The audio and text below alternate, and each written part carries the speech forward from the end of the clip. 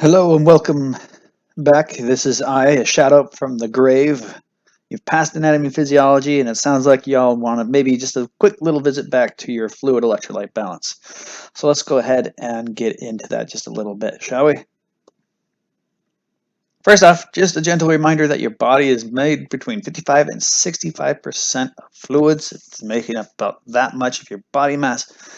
And a lot of it's contained inside the cell. If you look at it, it's about 2/3. Let's go ahead and just link on over to the graph itself. A good old-fashioned about 2/3 of that liquid is inside your intracellular space, aka inside your cell, while the rest of it, that 1/3 extra, is outside your body, in your blood, in between your cells, all that goodness. So let's take a nice dandy look at this. May be helpful to go ahead and hit up some of those terms, as well as look at some of these graphs. First off, intracellular fluid. Notice that the cell itself has become labeled.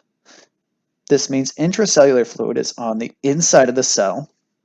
You have the extracellular fluid, which is everything outside the cell. Remember that extracellular means out or outside. When we're talking extraterrestrial, like ET, extraterrestrial came from somewhere outside of the Earth. So that means you are intraterrestrials. You're welcome. Now, again, extracellular fluid, the majority of it is surprisingly on the outside of the cells and not in blood plasma. Only about 20% is in blood plasma.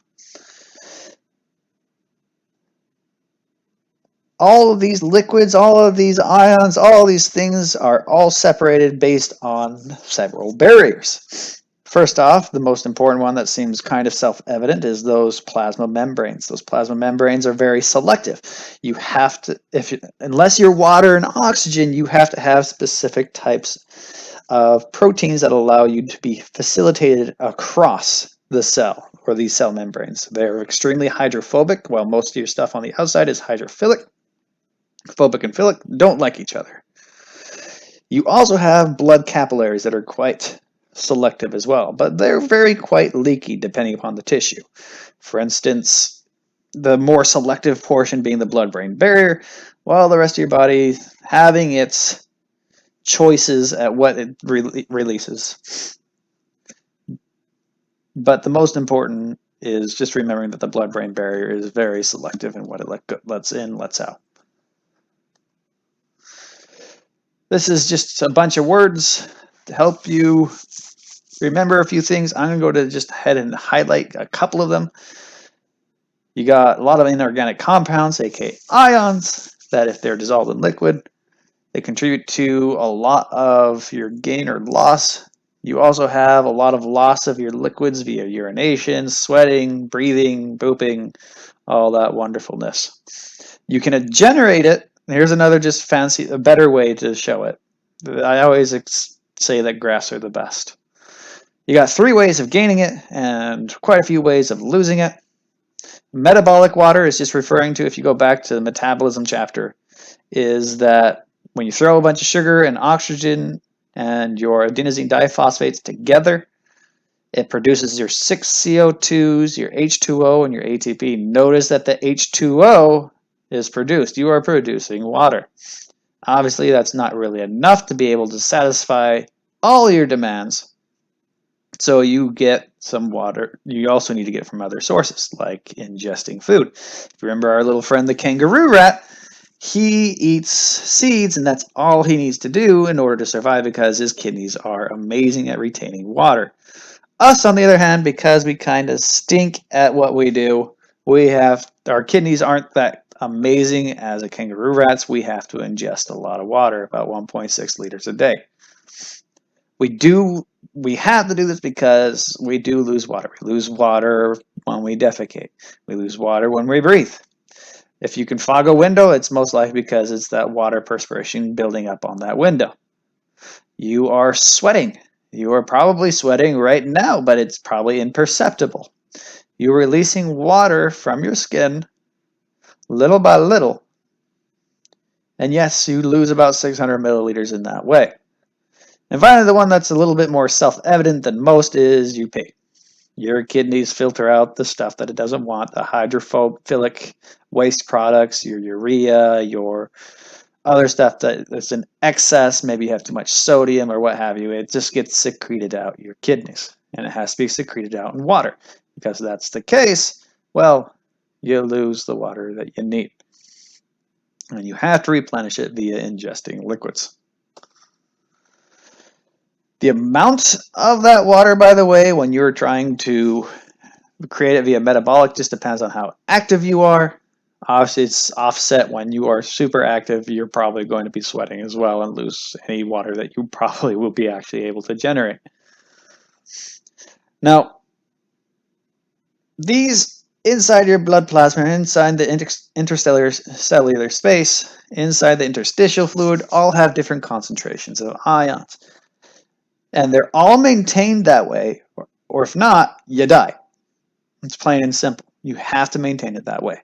Now, the easiest way to remember it, you probably all remember this wonderful little dorky thing that I set up for y'all. We got ourselves a house party. And there's a bunch of things that all want to decide whether or not they're going to go in, go out. At the very beginning of time, phosphate. Phosphate's the guy that's going to run the energy and lights. It loves being there. It's the guy, remember that to make ADP into ATP, you need that phosphate. It's also a nice little buffering system. And then this guy right here is saying, hey, this is your protein saying, who wants to come in? Potassium says, okay, and comes on in. Sodium says, nah, bro, don't wanna. And hangs outside. Chlorine goes, you know what, I'm going to hang with my homie sodium. And we're going to go ahead and hang out right out here. And calcium, well, calcium goes, ah! It doesn't really care. And birds usually like hanging out outside, but every so often, if you leave your food pantry open, it'll come and get it. In fact, you'll find it in the smooth endoplasmic reticulum as well to help like your muscles and the heart muscle work and do its thing. Magnesium is just, get out of my house! He actually regulates quite a few things like kicking sodium, opening the sodium channels so that they can leak in or what have you. Remember, he has a magnum. Now, because of this setup, a lot of things can happen. Sodium, and because there's so much charge on the outside, positive charge, you have a net positive charge on the outside of the cell with a net negative charge on the inside of the cell. In fact, it's about negative 70 millivolts. We can determine that because we are crazy. We stuck a needle inside, a very extremely small needle inside the cell while measuring the charge on the outside, and there is a net charge difference between these two as a negative 70. Now, how we keep the balance? This guy right here. You have membrane proteins that are allowing or disallowing the flow of these ions with their concentration gradient. Remember that those ions want to be balanced. They want to be equal on either side. You also have some leak channels and other proteins that facilitate the transfer or the leak of out or into the cell, depending on what you are. Sodium, you're going in, potassium, you're going out. If we were to liken it to our house party situation, these leak channels would be, or facilitated diffusions would be considered like a window. The sodium goes, oh, bro, I made a mistake. I better go ahead and sneak through this window and go to the party. Potassium's like, no, I made a mistake. I got to get out of here, and goes outside. But the bouncer, the guy with the cool shades, says, you know what? No, you have got to come back in. Problem is, you have to put some muscle into it to get that stuff going back against its concentration gradient. In order to get potassium in and sodium out, you have to use energy, ATP. And the guy with the lights has to help out with you. A lot of ways to open up these channels, and a lot of ways to get things to get flowing. You got the ligand gated, that's the, hey baby, you want to help out my bros, let my peeps in? This is acetylcholine, and the guy says, yeah, all right, okay, and lets in sodium. You can have a mechanically gated one where, well, you punch the guy, and because you punched him, sodium comes in.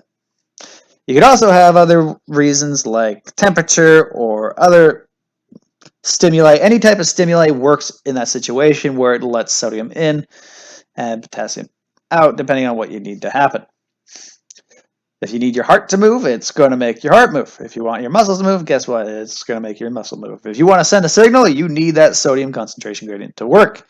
You want some hydrochloric acid to digest that food, you better be having that concentration gradient set up. You want to sweat? Well, you better get those ions set up. Again, urine, nutrient absorption. Remember that in order to get sugar or glucose into your intracellular space inside your cells, that you have to have a secondary active transport. You use a sodium concentration gradient to move that glucose in. So here is a very quick summary for you of what each one of these do. Sodium, it's definitely the most abundant one on the outside of the extracellular fluid. You have, this is like a huge hint, wink, wink. You're going to see sodium so many times, not only in the, again, A and P, but you're also going to see it in pathophys. You're going to see it in a whole bunch of stuff. And a lot of things are trying to regulate its concentration gradient. You want your muscles to move, you need sodium. You want your brain to go thinky, you got to have sodium. A lot of hormones that control it: aldosterone, antidiuretic hormone, and natriuretic peptide, all work on trying to control sodium.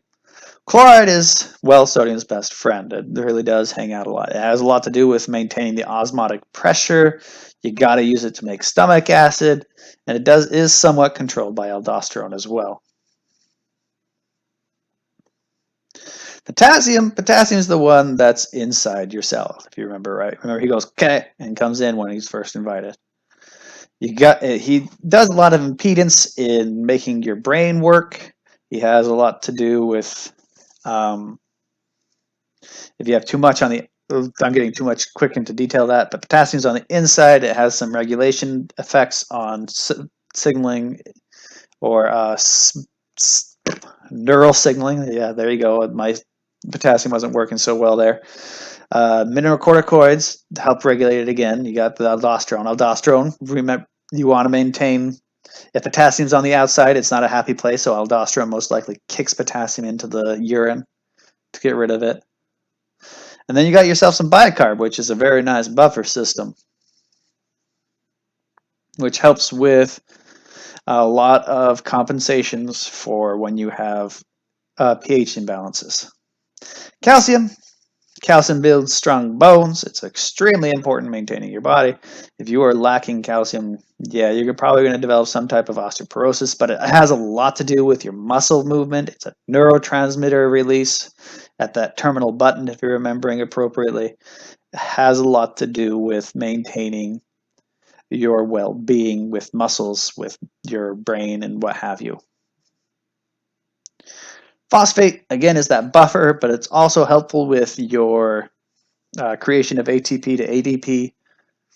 It's also associated with calcium, and it's also regulated. Because it's associated with calcium, a lot of the parathyroid hormones that affect phosphate also affect, those things that affect calcium also affect phosphate, with the extra little dab of goodness of a calcitriol hanging out.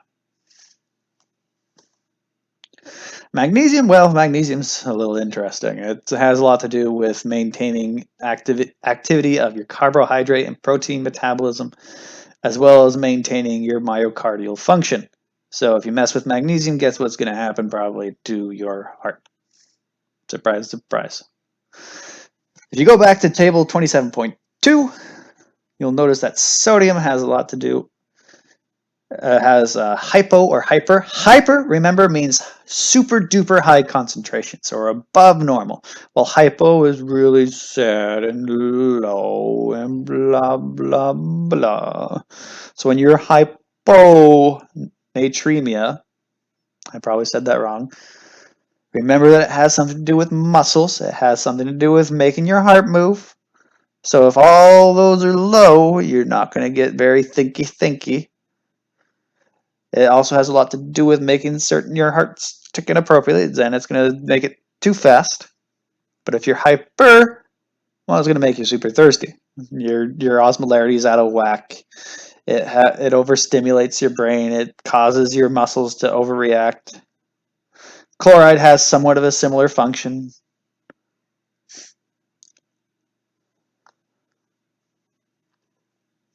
Potassium, remember, it's on the stuff on the inside, so if you're really low, it's going to make your signaling of your brain not work so smart.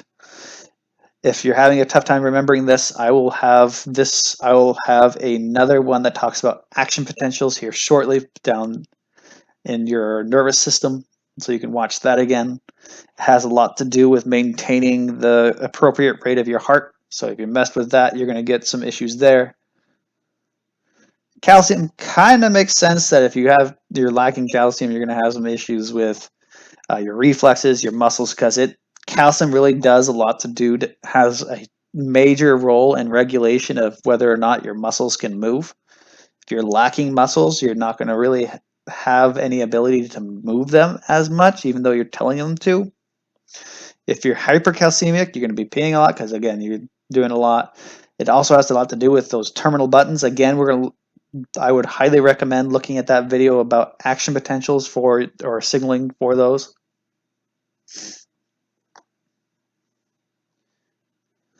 Phosphate, it's another buffer system.